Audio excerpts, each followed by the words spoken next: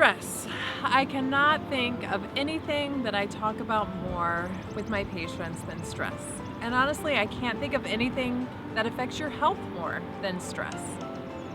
And I'm not here to say that I have all the answers to stress, because honestly, stress can be a good thing too, right?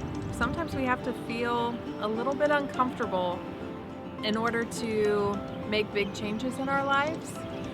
But the stress that I'm talking about is not beneficial. It's stress, anxiety, overwhelm, whatever we want to call it, that gets to us to the degree that it's wearing us down and affecting our physical health as well as our emotional health.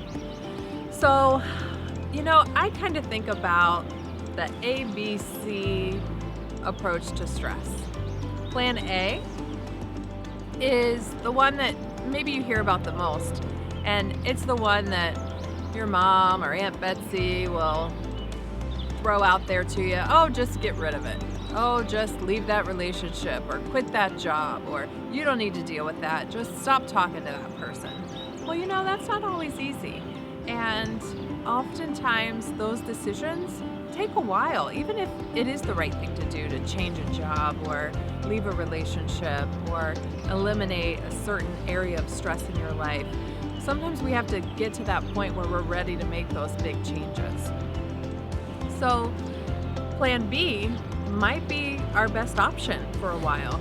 Plan B is all about looking at stress differently, kind of separating yourself a little bit from it. So I often picture being at a gas station. Sometimes you go up to pay for your gas and there's the glass and then the window that you pass the money through. Well, that's how I think about stress. I live my life being out there, but there's somewhat of a glass there, and I get to choose what comes in my glass and what I keep on the outside. I get to choose what deflects and what absorbs. Now that's a skill, and that's not always easy either, and nobody's perfect at that. It's easy to say like, oh, just don't let that get to you, but especially when there are areas of stress that are close to our lives and maybe personal relationships or jobs that we have invested in or different areas, it's hard not to absorb that stress. And so while we're working on that, thinking about plan A, what stress can we get rid of, and thinking about plan B, how can I learn to look at this differently and deflect some of that stress, we have to engage in plan C.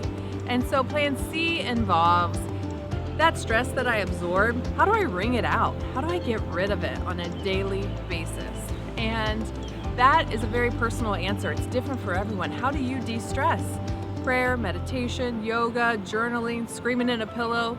There's a lot of ways to de-stress healthily. We're not running from our stress. We're wringing it out. We're getting rid of it.